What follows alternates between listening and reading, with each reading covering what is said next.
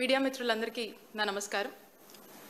ఈరోజు Visakha steel plant గురించి రీసెంట్గా చంద్రబాబు నాయుడు గారు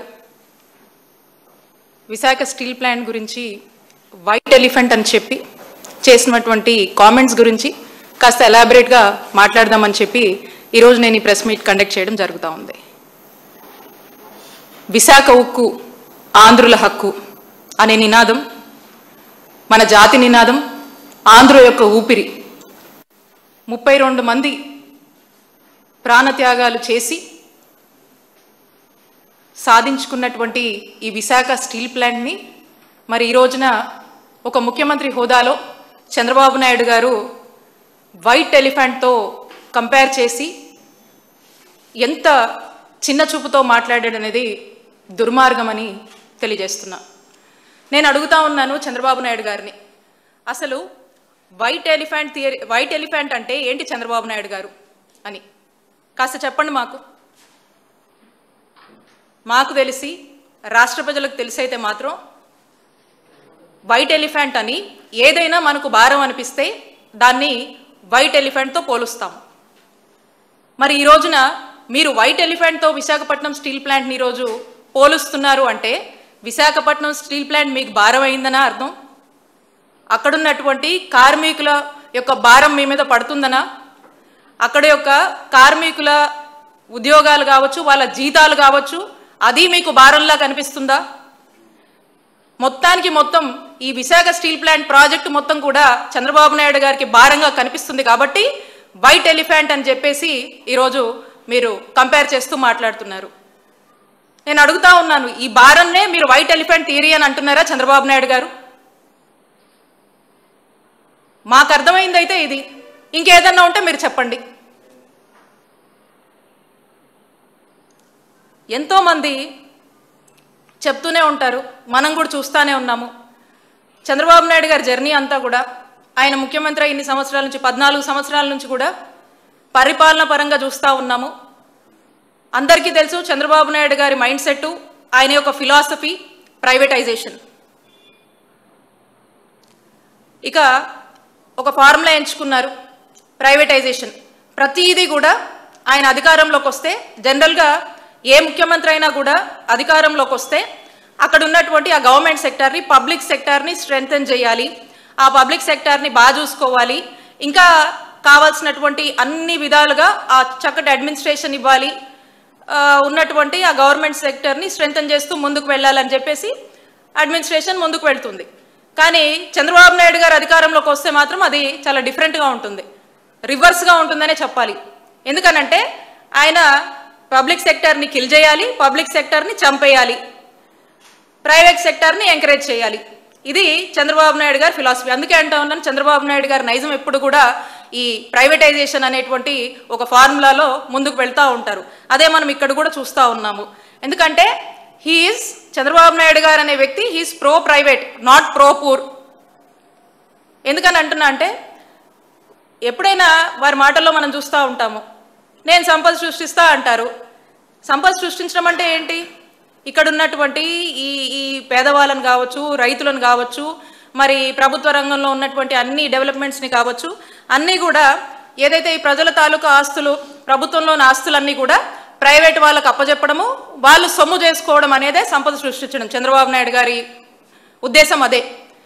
ఇక మాట్లాడితే అంటారు, నేను పేదరిక నిర్మూలన కోసం పనిచేస్తానని అంటూ ఉంటారు చంద్రబాబు నాయుడు గారు.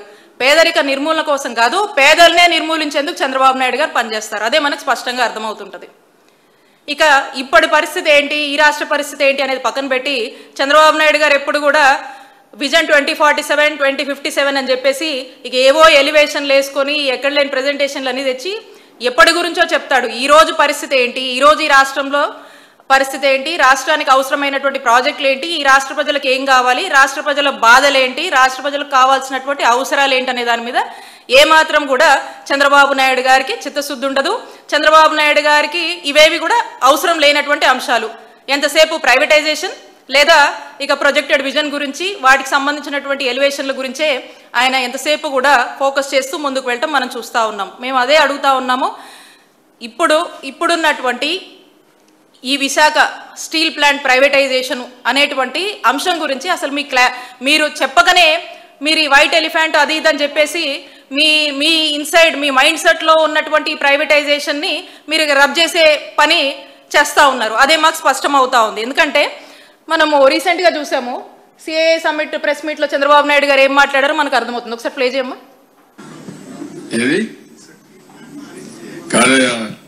నువ్వు ఇంట్లో పడుకొని పని చేయకపోతే ఎట్లయ్యా? గుర్తుపెట్టుకోవాలి, మీరందరూ కూడా ఏం తయారయ్యారంటే ఊరికే జీతాలు ఇస్తారా?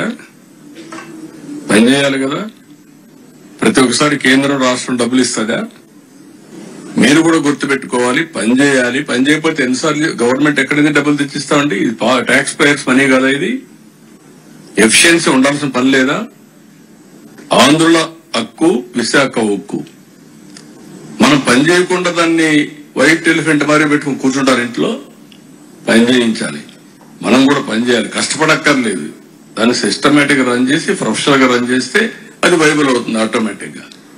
కాబట్టి నువ్వు కూడా ఎంతో పని ఏమి అన్సెటిల్మెంట్ ఉందంట్లో? ఎవరు చెప్పారయ్యా నీకు? ఎవడు చెప్పాడు? బుద్ధి ఉండాలి. ఏం తీసుకోవాలి? ఏం తీసుకుంటారు? 12,000 కోట్లు ఇస్తే ఏం తీసుకుంటారు? నీకు వచ్చి మీ ఇంటికి వచ్చి చెప్పాలా? నేను ప్రైవేటైజ్ చేయని ఎన్ని గంటలు చెప్పాలి? తమాషాగా ఉంది మీకు.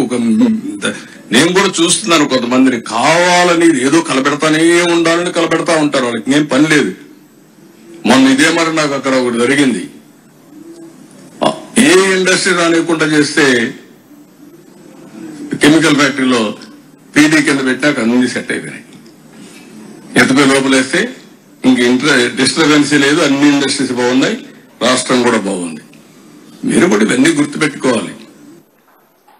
ఇది మొన్న సిఏఏ ప్రెస్ మీట్లో చంద్రబాబు నాయుడు గారు ఎన్నికల తర్వాత, అంటే సుమారు 2 సంవత్సరాలైంది వీళ్ళు అధికారంలోకి వచ్చాక, విశాఖ స్టీల్ ప్లాంట్ గురించి వైట్ ఎలిఫెంట్ థియరీ అని చెప్పి ఏ విధంగా మాట్లాడారో చూద్దాము. ఎన్నికల ముందు ఇదే చంద్రబాబు నాయుడు గారు ఏం మాట్లాడారు కూడా ఒకసారి చూద్దాం. ప్లీజ్ అమ్మా. నేను అడుగుతున్నా, విశాఖపట్నం ఆత్మనమితే మీరు ఉపేక్షిస్తారా తమ్ముళ్ళు అని అడుగుతున్నా. విశాఖపట్నం స్టీల్ సిటీని స్టోరన్ సిటీగా చేస్తే మీరు ఆమోదిస్తారా అని మిమ్మల్ని అడుగుతున్నా. అందరం కలిసి కాపాడుకుంటామా లేదా అని అడుగుతున్నా. ఇప్పుడు చెప్పండి, కాపాడుకుంటాం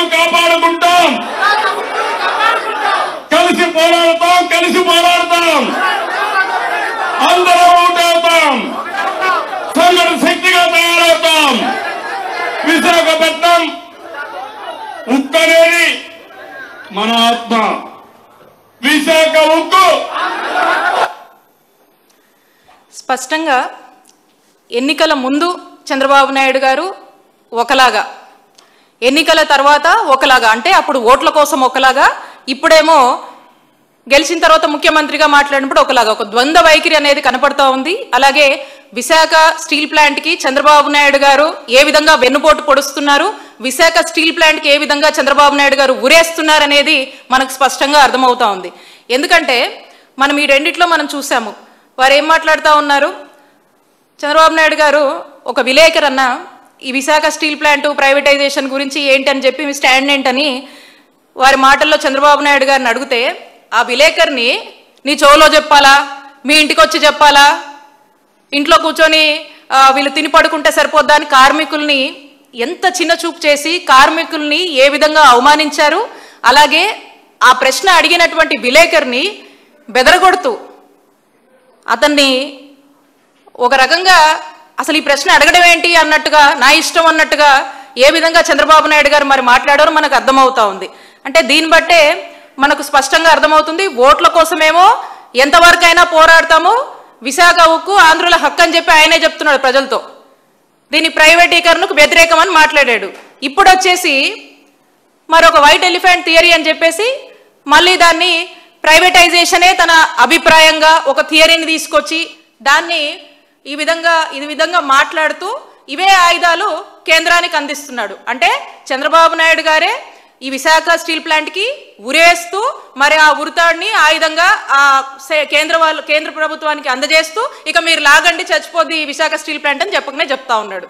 అదే ఈ వైట్ ఎలిఫెంట్ థియరీగా మనకు అర్థమవుతా ఉంది. మీరు చూసినట్టయితే